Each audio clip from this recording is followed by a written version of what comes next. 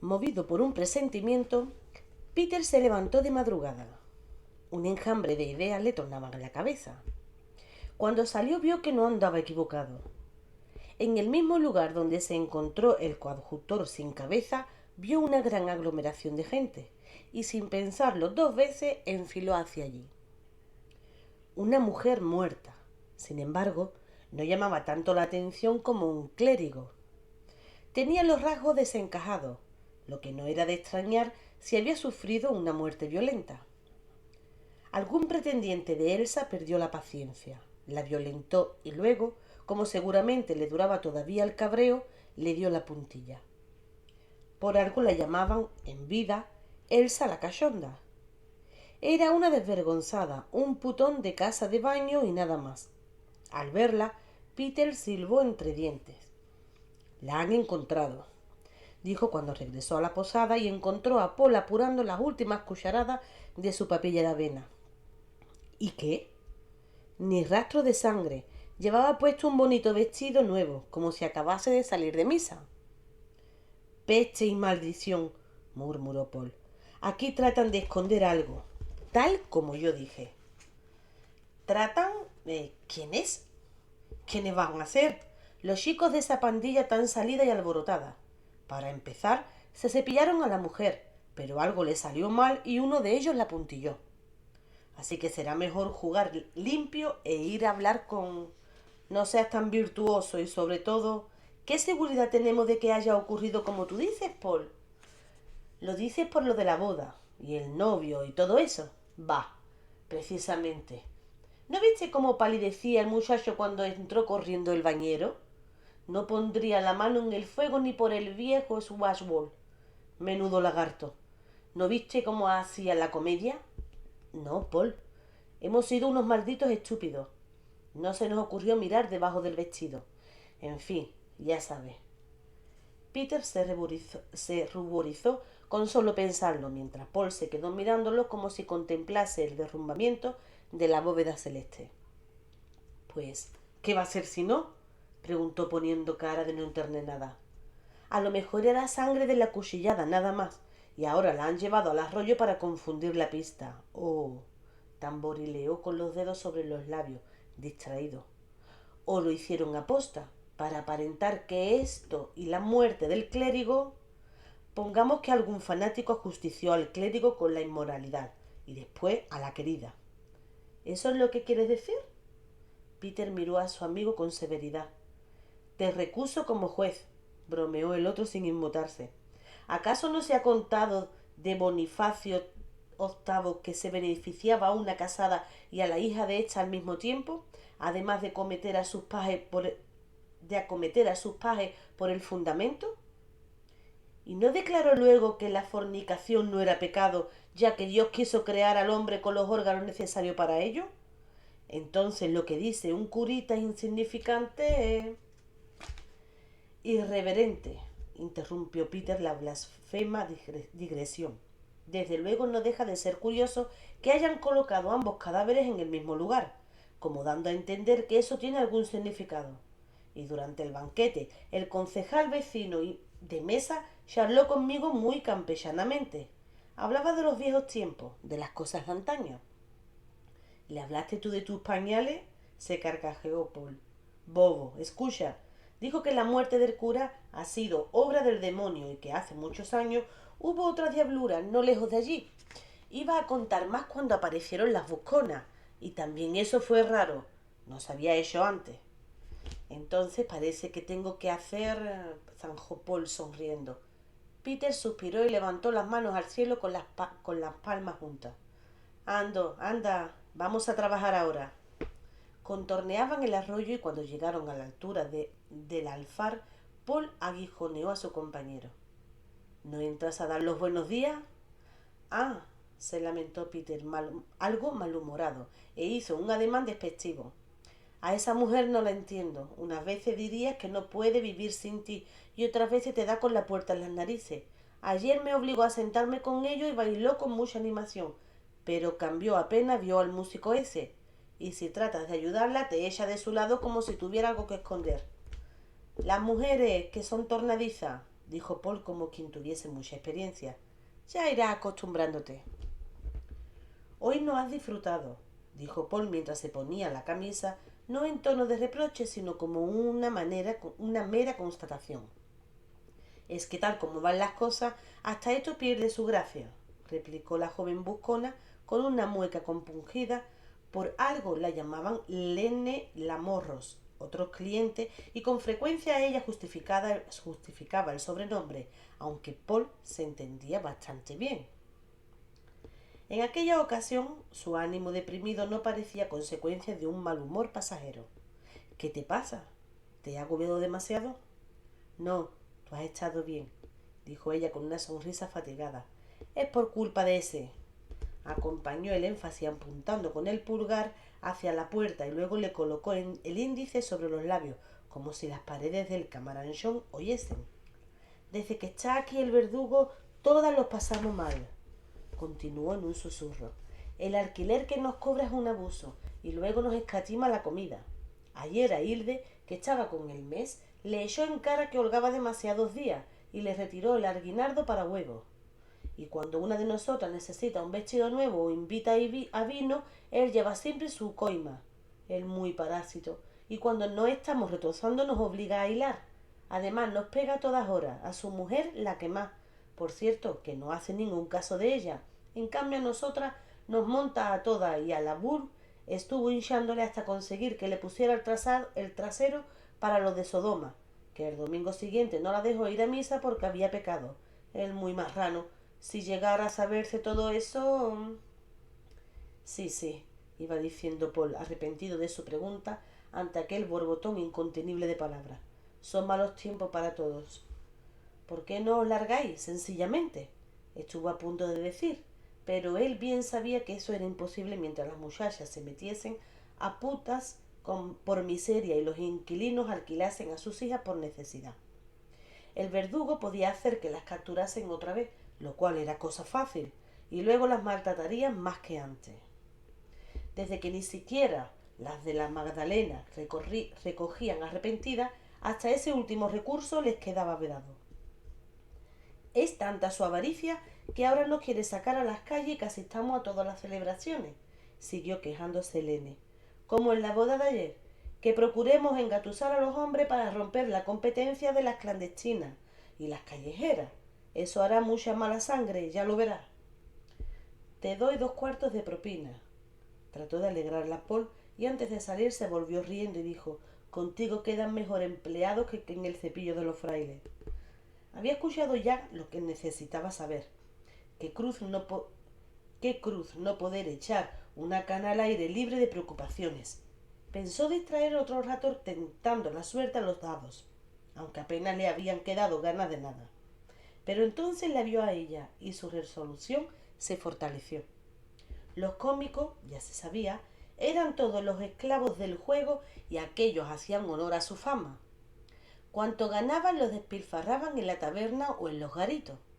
Más de una vez, después de quedarse sin Blanca, Siegfried había entonado la cántiga de San Pedro y el jugador.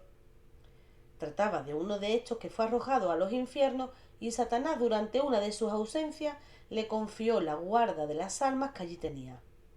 Entonces el astuto San Pedro acudió enseguida y lo invitó a una partida de dados.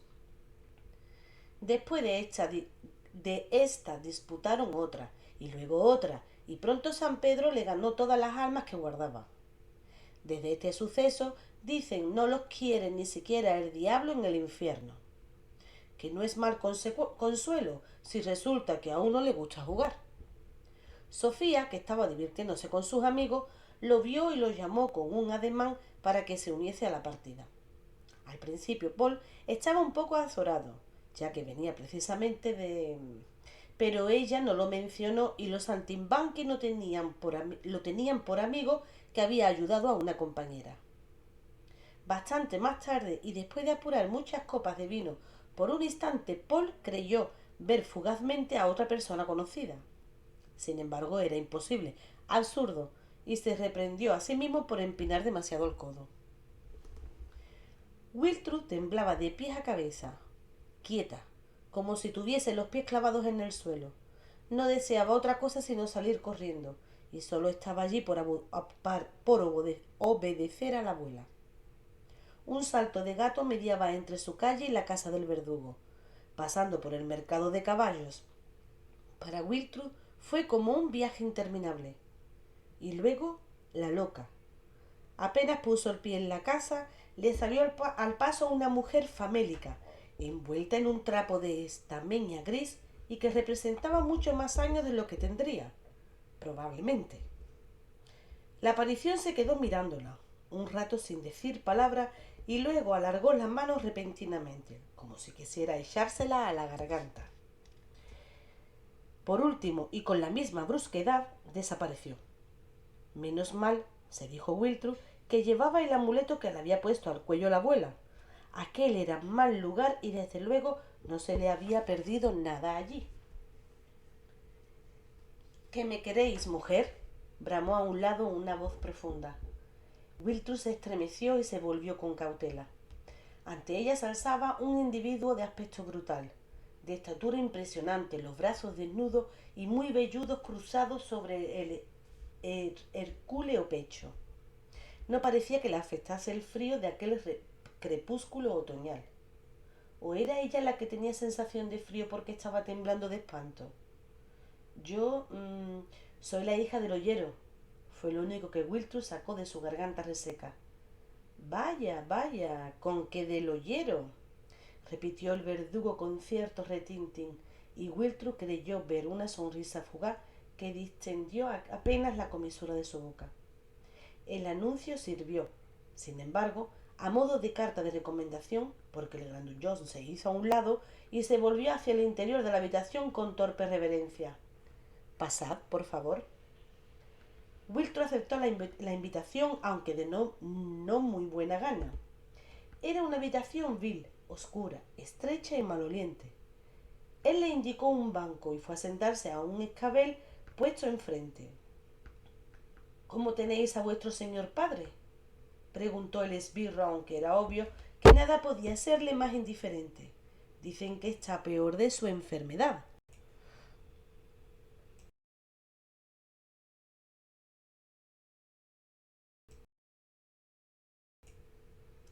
Sí, y precisamente por eso... ¿Habéis pensado lo que haréis cuando... en fin, cuando él os falte? ¿Cómo? Quiero decir si estaríais dispuesta a vender. ¿Entraréis en un convento o qué? Pero yo... Pensadlo bien. Vuestra abuela puede pasar a mejor vida cualquier día de hecho, y quedaréis huérfana y sola en el mundo. Os conviene saber que aquella casa no tiene buena fama. Dicen que hay fantasmas, e incluso hay quien asegura que el diablo entra y sale de ella según se le antoja. Con que luego, cuando queráis marcharos, a lo mejor no conseguiréis desprenderos de ella. ¿Pero qué estáis diciendo? Se sublevó Wiltrud pese al terror que le infundía aquel individuo. Se propuso declarar el motivo que la traía y marcharse cuando antes. No convenía que nadie la viese hablando con el verdugo y por eso había elegido la penumbra del anochecer. Ni estaba dispuesta a entrar en trato alguno con él. ¿Para qué? ¿Qué le importaban al funesto personaje sus asuntos y cómo estaba tan enterado? Pensadlo bien. La sonrisa era más bien una mueca desagradable, pero no lo demoréis demasiado. Padre tiene la gota. Wiltrud se armó de valor. He venido a por... ¿La piel? ¿Qué va a hacer si no? Espera un momento, le interrumpió el verdugo. Enseguida regresó con una caja alargada de madera, levantó la tapa y le plantó el contenido delante de las narices. ¿Cuántas os hace falta? Wiltrud sintió náusea y no veía llegado el final de la entrevista. Esa es la pierna, dijo en tono casi suplicante. Solo la pierna, por favor. Ah, supongo que le bastará con 2 pedazos. No parecía que le molestase la visible repugnancia de su interlocutora. Yo mismo la he preparado, agregó en tono de orgullo profesional. Metió la mano en la caja y sacó 3 pedazos de piel amojamados y tiesos que parecían de pergamino traslúcido, y se los ofreció a Wiltrud, quien le hizo atrás con una exclamación de terror. Vaya si soy melindrosa, dijo él con malicia, y sacándose del cinto Un trapo envolvió en él los pedazos de piel humana. Wiltrud se juró a sí misma no volver a tener trato jamás con el aborrecible sujeto. Él le presentó la palma de la mano y ella dejó caer las monedas que le había dicho la abuela. El verdugo agitó los dedos con impaciencia pidiendo más. La joven rebuscó febrilmente las últimas monedas de su bolsillo y casi se las arrojó antes de recoger el envoltorio y salir corriendo. —¡No olvidéis lo que os he dicho! —gritó él a sus espaldas, seguido de una estruendosa carcajada que la persiguió mientras ella huía por entre la oscuridad nocturna. Apenas algunas fogatas alumbraban el callejón. Wiltrud corrió sin parar hasta cerca del arroyo, donde tropezó y se detuvo, sofocada. Jadeando volvió la cabeza y en el mismo instante creyó ver una sombra que se ocultaba entre las miserables casullas y chozas de aquel barrio. ¿Estaría siguiéndola alguien? Reanudó la carrera y se plantó enseguida en su casa. Cerró de un portazo y llamó a voces a la abuela. Tenía no pocas preguntas que hacerle. —¡Orden, orden! —Sosiéguense, su señoría. El indignado Heinrich Rudolf golpeó varias veces la mesa con la palma de la mano para hacerse escuchar y para dar más énfasis a sus palabras. Antes había impuesto ya varias multas. ¿Sería preciso disciplinar al excelentísimo concilium en pleno o mejor levantar la sesión y dejarla para otro día? ¡Qué escándalo!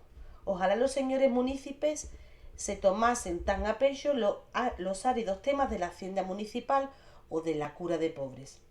Pero no, los asuntos de inmoralidad pública, por el contrario, siempre calentaban los ánimos y además en esta ocasión se dilucidaba un tema reglamentario. Es inaudita el descaro de ese verdugo. Se indignó una vez más el concejal Porchner. Pues no hay que consentir que saque a la calle esas mujeres indecentes, que incluso se pasean delante de la iglesia para perdición de los mozos y los ciudadanos honrados. Continuó afirmando que siempre desconfió de él, desde el primer momento, que sería preciso ponerle cortapisas y, en caso necesario, desposeerlo del cargo desde el cual hacía burla de la ley. Peor aún, por una vez Lisal le dio la razón. Ha infringido la ley, por ejemplo, cuando raptó a una criada y se la llevó a su casa. El peso de la ley, eso es lo que hay que aplicarle. Alto ahí. La cosa no era tan sencilla, interrumpió Ludwig al joven con una sonrisa de superioridad. ¿Qué fue lo que hizo, a fin de cuentas? Llevar una perdida a casa que le correspondía y nada más. Como dijo una vez el predicador Bertolt a una adúltera, más le valía recluirse en una casa pública donde pudiese gozar centenares de pretendientes.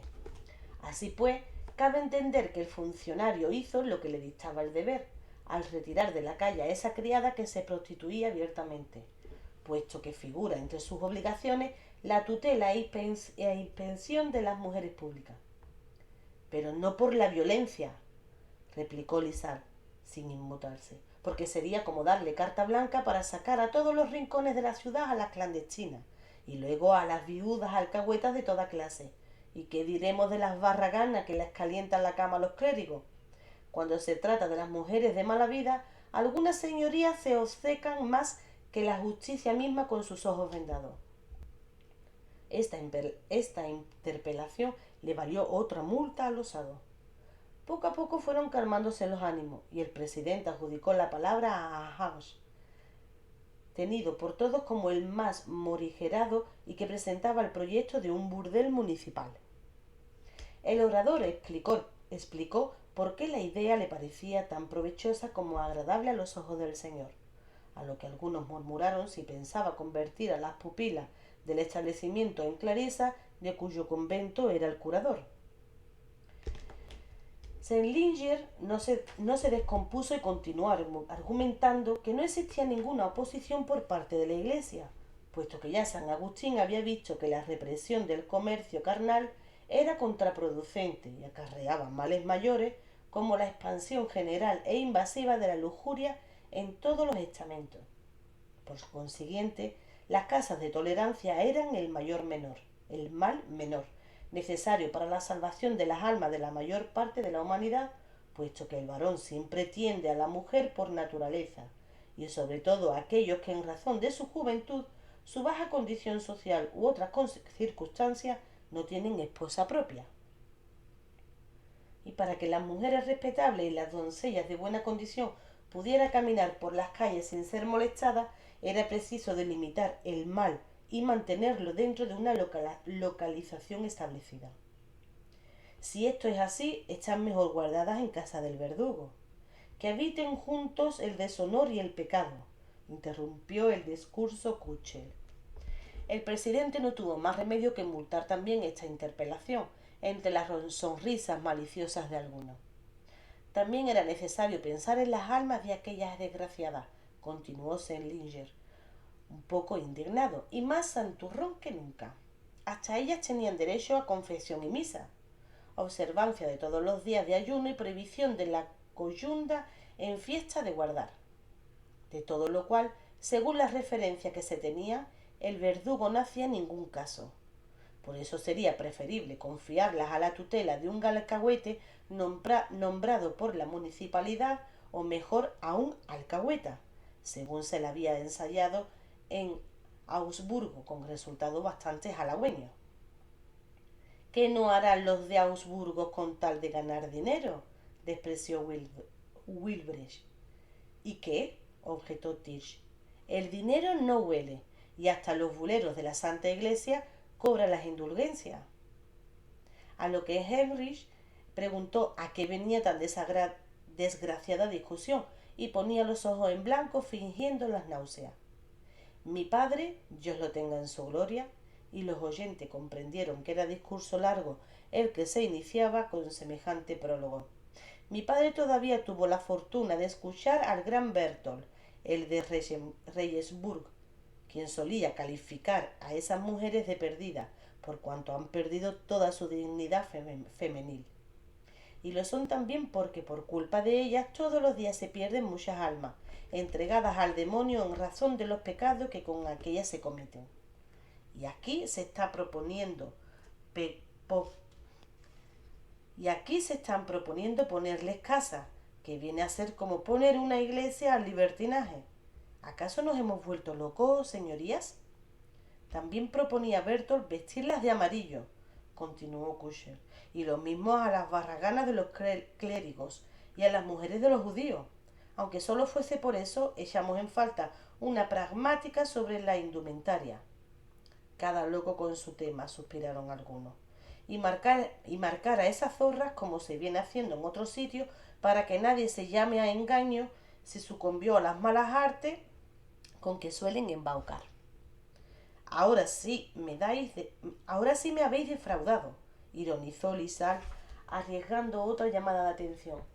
Pensaba yo que, hombre, tan virtuoso como vos serías capaz de reconocerla por el olor, e incluso a oscuras. ¿O acaso no huelen a azufre esas criaturas del demonio? Impertinente, rugió Kuchel. Carecéis de la seriedad que es menester para discutir estas cuestiones. ¿Discutir? ¿Para qué?, replicó entonces el mismísimo Hans, con aire de perplejidad. ¿De veras creéis que una prenda amarilla disuadirá la contumacia de los pecadores? ¿Y si proponéis tal medida para la protección de las mujeres honestas? Se ve que tenéis en poco la honestidad de las tales. Mientras Kuchel reprimía a duras penas la contrariedad que le causaba la aparición de este otro contradictor, saltó a las palestras Heinrich, que había callado hasta entonces, para una intervención en tono humorístico, queriendo quitar hierro. La cuestión es que las tales sean hermosas, simplemente, cualesquiera que sean las prendas o adornos que se les pongan. Como decía Alanus a sus penitentes, según mi confesor, si la hembra es bella, el pecado tiene indulgencia, porque entonces se cae con más facilidad en las redes de seducción. No hará falta recordar aquí, levantó el dedo sonriendo, que el tal Alanus es reconocido por los letrados como su doctor universalis. Una carcajada general acogió la ocurrencia de Impler, y el presidente le puso una multa, además de amonestar nuevamente al concilium por la mala reputación que se creaba con esto a todo el barrio de la dehesa.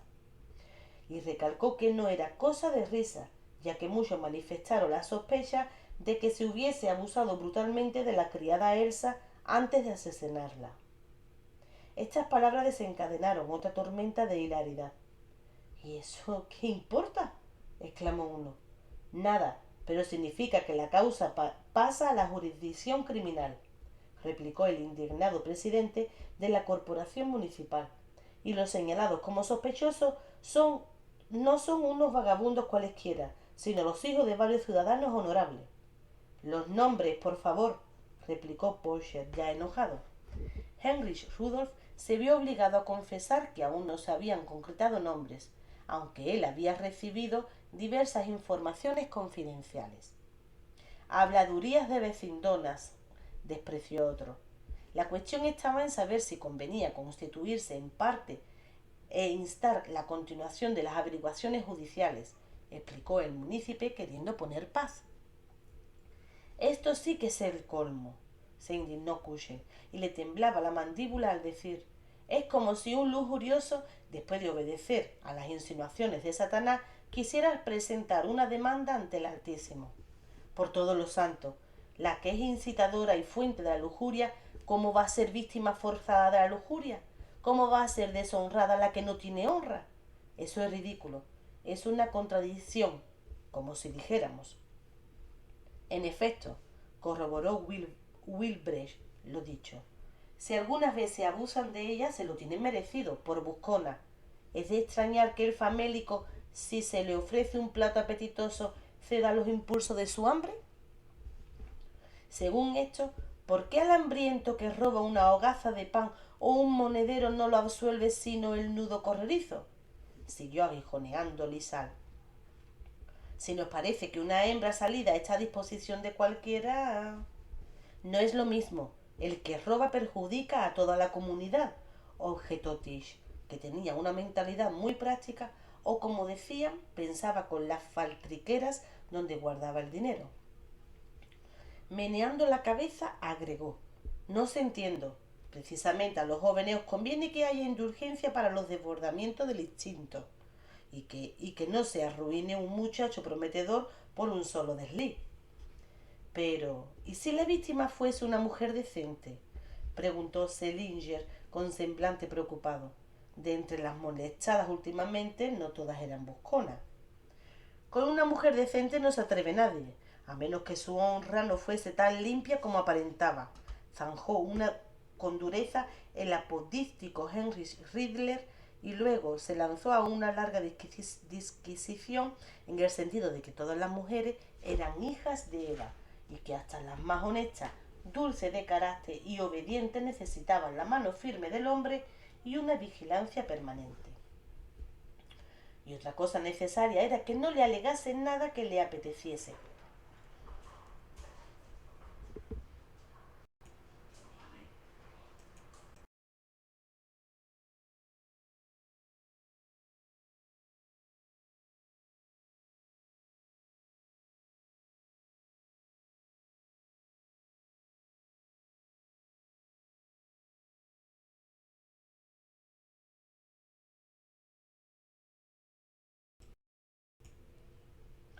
Y si se rige de esta manera la casa, apostilló con fervor y con el dedo proféticamente levantado al aire, ningún hombre tendrá necesidad de buscar remedio a su necesidad en casa ajena, y no será molestada ninguna mujer decente del mundo. Riddler miró a su alrededor, convencido de sus propias razones, y vio asentimiento en las caras de muchos oyentes. Algunos, no obstante, hurtaban la jeta disimulando muecas maliciosas, porque la querella de su mujer con la vecina y pariente política Renck era conocida dentro y fuera de la plaza del mercado. Los que tienen la culpa de todo son principalmente los arribistas como el Tad Swartwool, tronó Kushel desde su particularidad Sinai, en cuya casa de baño se allana el camino a inmoralidades de todas clases y se hace burla imprudentemente de las disposiciones municipales.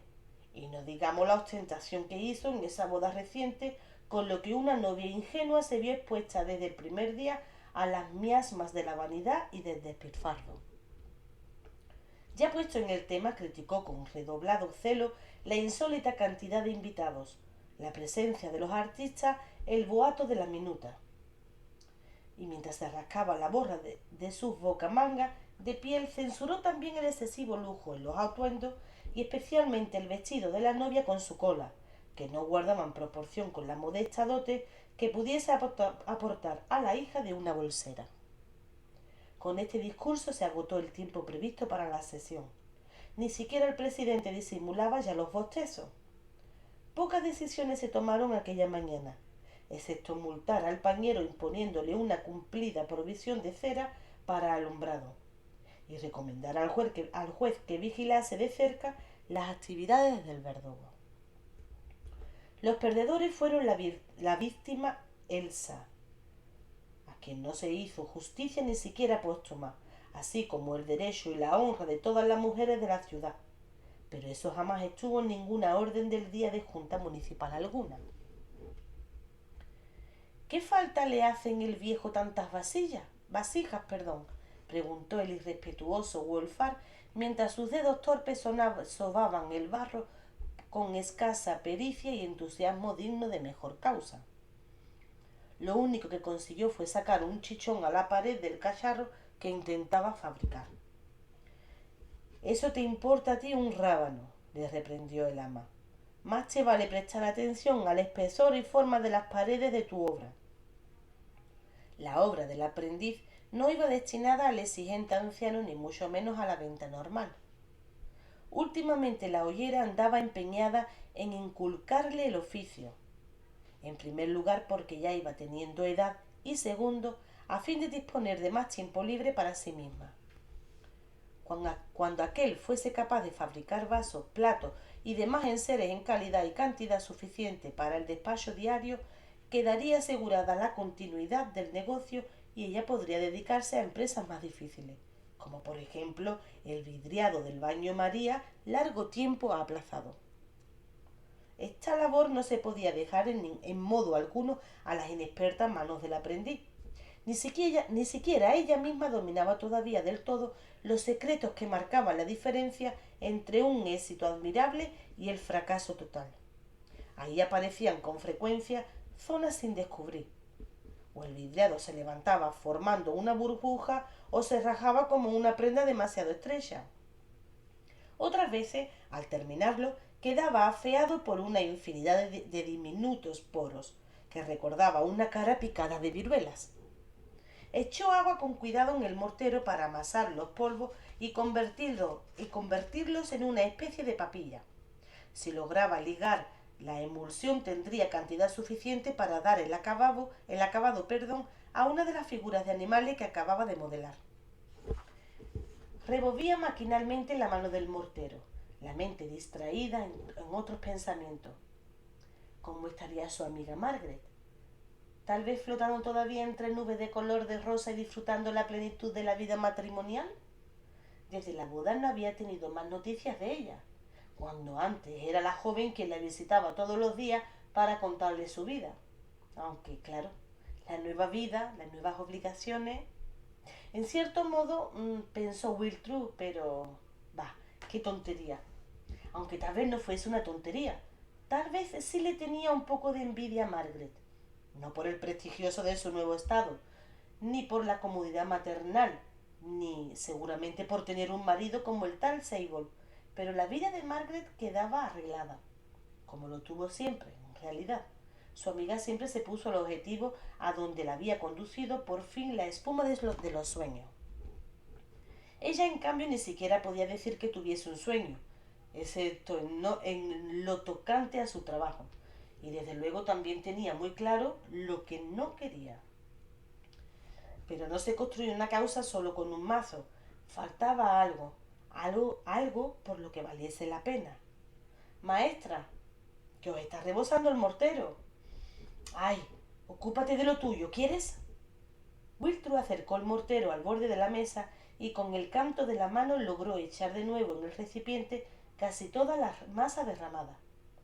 Con tal de que no se estropease el vidriado, sería mejor tener a alguien con quien hablar, por ejemplo, de lo que estaba haciendo en aquellos momentos y de 1000 cosas más. El fantasma de la soledad asomaba de súbito por todos los rincones. Casi daba risa, porque allí estaba Wolfgang en el mismo taller, y en la trastienda la abuela, y 3 casas más allá la bolsera, los Schwarzburg. Sin saber por qué, Wiltrud sintió un repentino deseo de echarse a llorar. Se sentía horriblemente sola. A lo mejor era por eso por lo que envidiaba a Margaret en secreto, por tener a alguien con quien hablar en todo momento. También se podía hablar con él, e incluso era interesante lo que decía, pensó con una sonrisita. Él lo decía todo y ella apenas había hecho otra cosa sino que escuchar. Pero le gustaba escucharlo. Recordó involuntariamente lo del beso y se mordió el labio inferior. De esa manera de argumentar sí le habría gustado aprender algo más. Ops. Otra vez estuvo a punto de derramar la mezcla por agitar la mano del mortero con demasiada rapidez. Basta, se dijo, al tiempo que dejaba el recipiente a un lado. Ahí estaba la realidad, y en ella convenía fijarse. Poniéndose en pie fue a ver los resultados de los desmañados esfuerzos del aprendiz. Llamaron a la puerta. ¿Sí tendría ella la facultad de anticipar los acontecimientos? Era Siegfried, quien viendo a Wolfgang sentado al torno le aconsejó humorísticamente que se mantuviese lejos de aquella máquina infernal. Luego se volvió hacia Wiltrud. Mis respetos, dijo sus labios, pero los ojos decían, mi amor. Bajo su mirada, la aspereza de la hollera se fundía lo mismo que la masa del vidriado en el horno. Fijaos en esto. ¿Qué os parece?, dijo ella para disimular, mostrándole unos aguamaniles de su invención. Eran un dragón alado de pavoroso aspecto y un legendario grifo. Puestos a secar en el estante para que sudaran la última partícula de humedad antes de proceder a revestirlos. Siegfried no escatimó en palabras de elogio, que además eran sinceras, y con ellas halagaba un poco su propia vanidad, ya que él había sido el autor de la sugerencia. Pero ella excedía sus esperanzas, por ejemplo, con la curvatura audaz que había dado al cuerpo del fantástico reptil. Pese a estar hecho de barro, parecía vivo y capaz de echar a volar en cualquier momento. Y aún le sorprendía más el que ella hubiese recordado sus palabras. Eso significaba... Wiltrud se extrañó al ver que le faltaban las palabras, cosa del todo insólita en aquel hombre, y quiso cambiar de conversación. ¿Qué tal vuestra candidatura? Gruñó el juglar, volviéndose de espalda, y ella pensó que acababa de dar un traspié. El cabrón del coadjutor, maldita clerigalla, empezó a alborotar de súbito. ¿Pero qué pasa, por todos los santos? Él se volvió y Wiltrud se sobresaltó al ver su cara deformada por la rabia. Quería negarme el empleo por mezquindad, por aborrecimiento contra los cómicos de la legua. Pero si está... Wiltrud no se atrevió a pronunciar la palabra ominosa y se tapó la boca con la mano. No pensaréis que... Bah, despreció él. No habría valido la pena. Y siguió mascullando improperios. Ella comprendió que quisiera desahogarse, pero le supo mal por el muchacho. Le hizo una seña con la cabeza tratando de despedirlo, pero de pronto Wolfgang dio muestras de haberse encariñado con el torno, casi como si fuese la escudilla de su cena. Ella lo amenazó agitando el puño y sólo así consiguió que escampase, aunque no sin refunfuñar. ¿Acaso tenía algo contra vos?, preguntó ella preocupada. Creyó que yo era un clérigo renegado. ¿Lo sois? Algo tenía de clérigo, confesó Siegfried, como todo el que hubiese pisado alguna vez una universidad, pero nunca se propuso tomar las órdenes mayores, y ciertamente era oriundo de Hohenau, pero no tenía ese título de nobleza. En esa cuestión él participaba de las opiniones de Jean de Meung, que ponía la nobleza de la poesía por encima de los linajes hereditarios. Contó que era hijo segundo de un comerciante excluido, por tanto, de la herencia, así como el servidor de las armas. Pero como aficionado a los libros, se le ofreció la oportunidad de seguir la carrera de las letras, París, Bolonia, Montpellier, los centros más prestigiosos de la época. Wiltrud le escuchaba como debieron de escuchar los venecianos la descripción de los viajes de Marco Polo. Para ahuyentar el brillo que veía en los ojos de su oyente, Siegfried agregó: no os engañéis creyendo que encontré en esos lugares mi tierra prometida.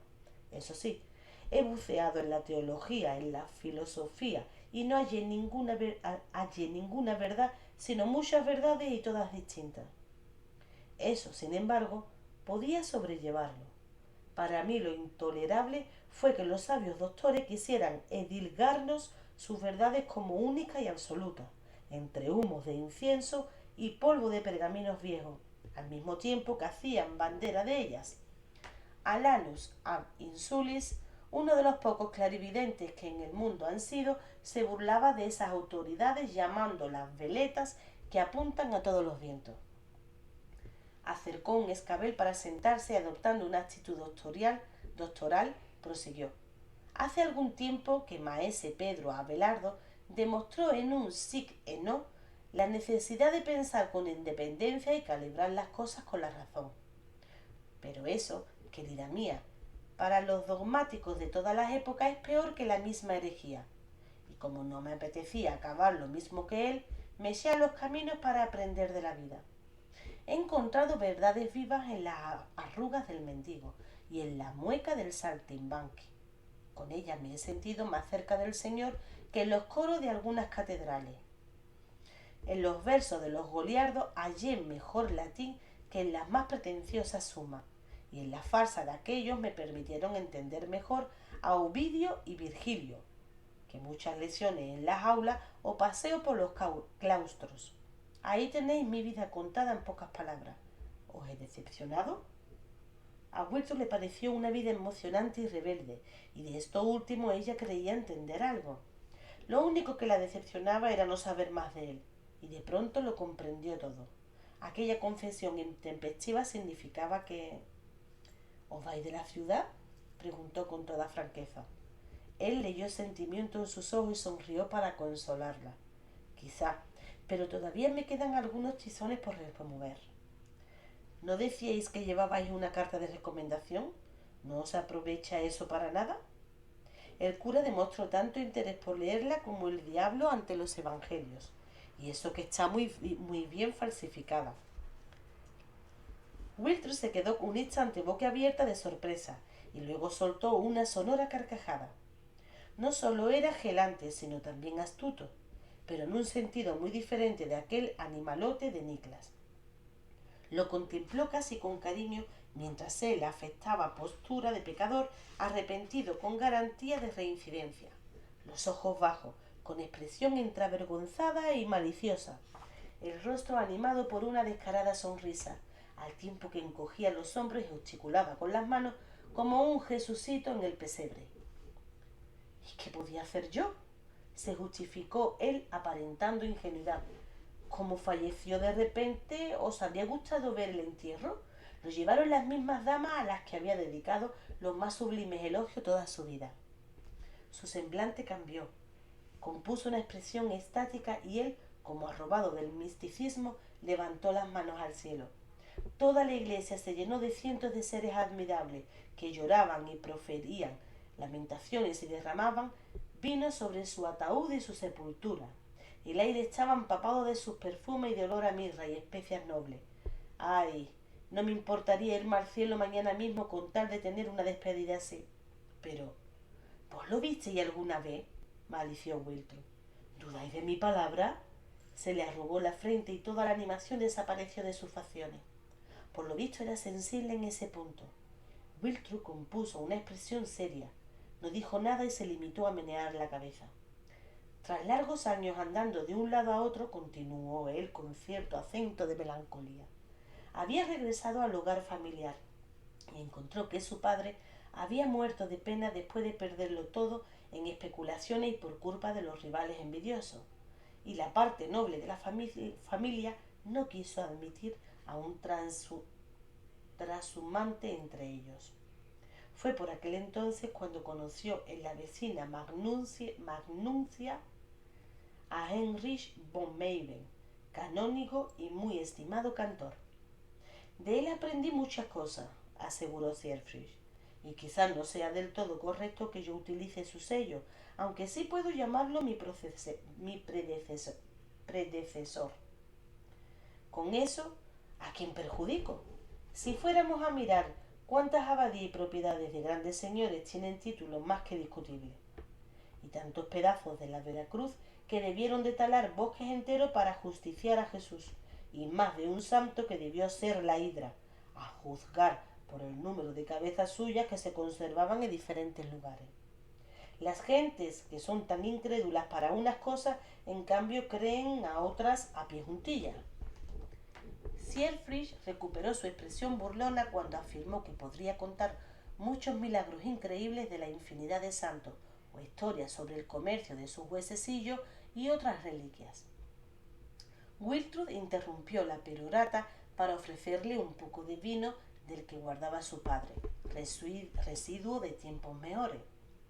Mientras iba a buscarlo se le ocurrió que tal vez fuese blasfemia lo que decía el juglar, perdón, músico y trovador, acerca de las cosas sagradas. Por alguna razón le concedía tanto crédito, al menos como a quienes predicaban aquellos sucesos extraordinarios y exigían la fe de los oyentes, solo que resultaba mucho más divertido tal como él los contaba. Al regresar con la jarra de tinto algo picado, 2 vasos y el corazón abierto a más milagros, recordó los enigmas de la canción que él le había dedicado en la casa de baños. Siegfried quedó muy complacido al escuchar que ella recordaba todas aquellas historias de la piedra imán y otras comparaciones de la cántiga. Entonces le explicó la magia natural de esa piedra, para trazar enseguida la comparación con el maravilloso atractivo de la mujer, en virtud del cual uno se sentía irremediablemente atraído hacia ella. Wiltrud se ruborizó y luego dijo con severidad: lo mismo que la ondina del Rin, cuya belleza causa la perdición de los necios que ciegos de amor se acercan a ella, pero yo no soy de esas. El sorprendido Siegfried calló un momento. Cierto, como que la bondad vale mucho más que la belleza, según dice Tomás de Circlaere. Mi padre me castiga llamándome malapécora, pendenciera y más arisca que un cepillo de alambre. Y buena parte del elemento masculino de esta ciudad estaría dispuesta a darle la razón. Es que no lo ponéis fácil, concedió Siegfried riendo.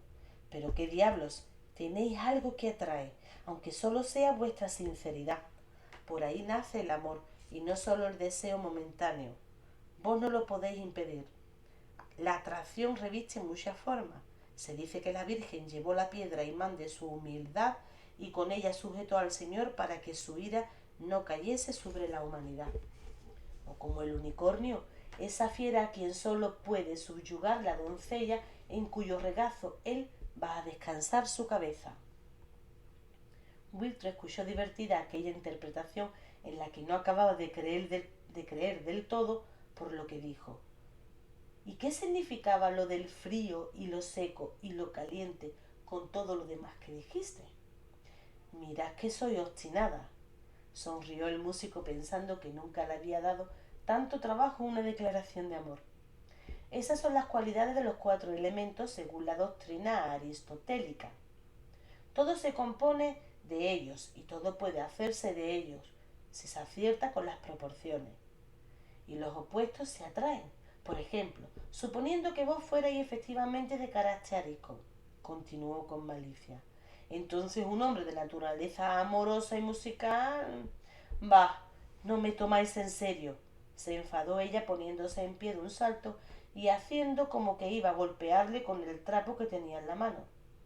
Todo lo que digo es tan cierto como que estoy aquí sentado, rió él mientras se cubría con los brazos. En eso consiste el verdadero secreto de la alquimia. ¿De la qué? Ella se quedó en suspenso. Me refiero a los locos que se creen capaces de fabricar el más noble de todos los metales entre humos y malos olores. Eso es lo que llaman alquimia. Ella hizo un ademán con el brazo izquierdo hacia la casa vecina. Ese vecino de ahí atufa a eso precisamente, completó Siegfried la frase. no muy complacido por el giro que tomaba la conversación. ¿Y ese aborto monstruoso, medio hombre, medio mujer, qué es? No es ningún monstruo, rió de nuevo Siegfried. Es solo el símbolo de la unión de los contrarios, el hermafrodita, como dicen recordando la leyenda que contó Ovidio en su Metamorfosis. Es la imagen maravillosa de una de las fuerzas elementales del universo, la unión amorosa. Sin embargo, vos burláis de esos alquimistas. ¿Cómo afirmáis, por otra parte? Wilson sospechaba que seguramente las palabras de amor eran tan vanas como las empresas inútiles de aquellos nigromantes. Hay una dificultad con tantos pucheros y tantos atanores, siguió explicando Siegfried para disipar la desconfianza de la joven. Muchos grandes hombres se han ocupado del asunto, pero no se enseña en ninguna universidad. Sus propósitos son tentadores y en realidad no hay nada que oponer a la antigua creencia de que mientras los demás metales descansan en estado impuro en el seno de la madre tierra. Solo el oro se cuece puro, como si dijéramos, y por eso es el metal noble. Por eso los iniciados confían en la posibilidad de reproducir ese proceso de manera artificial en sus crisoles, y que sería posible obtener oro si tan solo se acertase con la combinación exacta de los elementos. Pero esos adeptos, en su locura, anhelan mucho más. Persiguen el elixir de la eterna juventud. En cambio, yo no conozco más fuente de juventud capaz de regenerar incluso a los ancianos que el amor. Y por eso me río, siguiendo a mi amigo Dante de los vanos afanes de esos mochuelos. Pero la canción, con tantas comparaciones y palabras extrañas, Wilson había perdido el hilo de la demostración. Hay que entenderlas como imágenes o adivinanzas, explicó Siegfried con paciencia. La búsqueda del oro o la piedra o el elixir, como quiera que lo llamen, viene durando varios siglos y no se ha adelantado nada. No son más que elucubraciones y seguirán siéndolo por siempre porque si el Creador lo hubiese querido, habría dispuesto las cosas de otro modo. Con todo, los partidarios de la alquimia siguen persuadidos de lo suyo y mezclan, disuelven, funden y calcinan con obstinación, todo ello rodeado del más ridículo secreto. Pero no son más que unos tontos inofensivos, porque el oro o el elixir verdadero es el amor puro, que ese sí es capaz de transmutarlo todo. Convenceos vos misma. Rápidamente Siegfried se puso en pie y se acercó a Wiltrud, dispuesto a emprender una demostración práctica. Alguien llamó a la puerta del obrador. ¿Permiten? Peter Bar se asomó al interior. Buenas. La sonrisa se heló en sus labios y se quedó mirando a la pareja. Pasad, dijo Wiltrud al tiempo que apartaba a Siegfried con un ademán. Alisándose el cabello, ofreció asiento al nuevo visitante. Siegfried sonreía con suficiencia y no parecía en absoluto molesto por la interrupción, lo cual, a su vez, molestó a Peter, quien, olvidando toda discreción, se puso a atacar de frente. ¿Os parece de buen sentido llevar a la plazuela pública vuestras historias de todos los diablos? Sorprendido por la inopinada hostilidad, el cantante se puso serio y colocándose en jarra dijo: ¿En qué os han molestado mis historias? El que siembra vientos no se extrañe si luego recoge tempestades, replicó Peter en tono misterioso, y después agregó: a lo mejor es que no tenéis mucho entendimiento, pero sabéis que estáis incitando a las mujeres con vuestros embustes y juegos diabólicos, de lo cual más de uno ha tenido que arrepentirse otras veces. No son embustes sino verdades, y no peores que la charlatanería del clérigo que nos amenazaba a todos con los fuegos del infierno, se justificó Siegfried afectando ingenuidad. Está muerto y no merecía vuestras mofas, replicó Peter con énfasis. Ahora sois vos el que no sabe de qué estás hablando, se burló Siegfried. Ese sujeto era un fanático y sus discursos no valían la pena de ser tomados en serio, pero su veredicto solía ser como el acero y seguramente fue responsable de muchas cosas que todavía no imagináis siquiera. En el ambiente del taller se mascaba la tensión y Wiltrud se sintió muy afectada.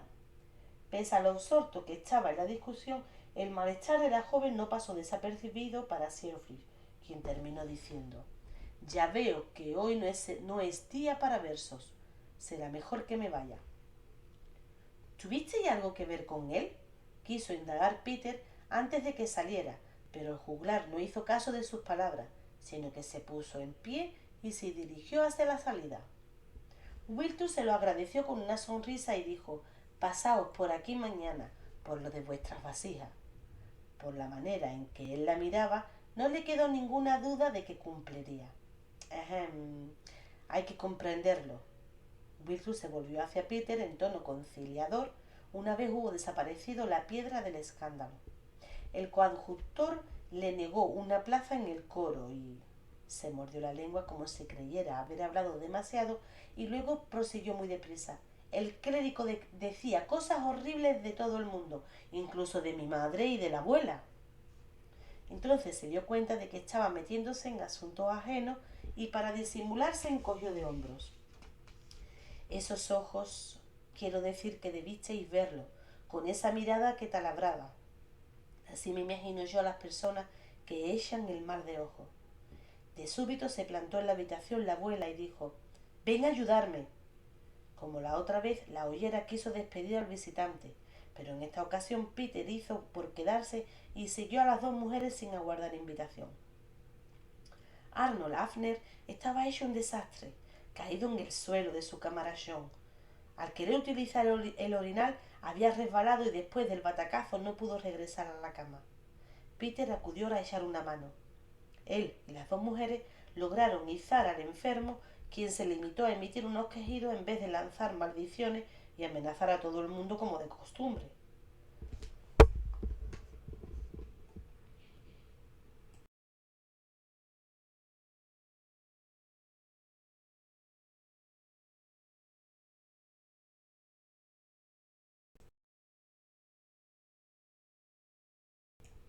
Le faltaba el aliento y prefirió ahorrar el aire para sobrevivir.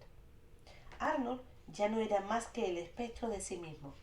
Hasta el olor de la comida le daba náusea y la estancia apestaba a vomitona. Se estaba quedando en los huesos y padecía dolores de estómago y cólico como en sus mejores tiempos cuando se daba grandes panzadas de comer. Con frecuencia se ponía a temblar de pies a cabeza y estaba muy débil. Otra cosa que lo atormentaba incluso más que el dolor de la pierna gotosa era un picor en todo el cuerpo, como si lo hubieran enterrado en un hormiguero. Se preguntaba Wilton si efectivamente los trozos de piel humana que la abuela le había atado alrededor de la pierna después de reforzarlo con sebo de carnero aliviarían el dolor y el ardor del miembro afectado. O tal vez era otra cosa, un mal distinto que empezaba a predominar sobre el anterior y causante de aquella sed terrible. Trasegar una abundante cantidad de vino era, en efecto, el único remedio que le concedía al menos unas horas de sueño intranquilo. Por eso la vieja se acercaba ya a la mesita y tomaba la jarra para servirle un vaso bien lleno. Peter vio cómo sacaba de un frasco la punta de un cuchillo bien colmada de polvos y los echaba en el vino, que removió antes de acercar el vaso a la boca del enfermo. El lívido rostro del viejo relucía como un cirio en la penumbra de la mísera estancia. Levantó los párpados, pero sus ojos, sumidos en las cuencas, no miraban a ninguna parte. Haciendo un esfuerzo, levantó la mano derecha e hizo un par de aspavientos como si se espantase una mosca. «Fuera de aquí», jadeó. «¡Fuera!». Luego descansó un rato. Respiraba con dificultad. De súbito abrió los ojos otra vez y miró fijamente a Peter. «Te envía ella, ¿eh? Otra vez estuvo aquí. La he visto». Jadeaba con sofocación y le sobrevino un golpe de tos. Dile que no pienso acompañarla, por mucho que me llame con la mano. Esbozó una sonrisa temblorosa. Arnold se pasa por la entrepierna su seña. Le dices que antes preferiría largarme con el diablo. Eso es. Mientras salía la abuela, muy contenta, explicó sin que nadie le hubiese preguntado nada. Es que ve a la Filja, su ánima tutelar, y fue a inspeccionar el huerto.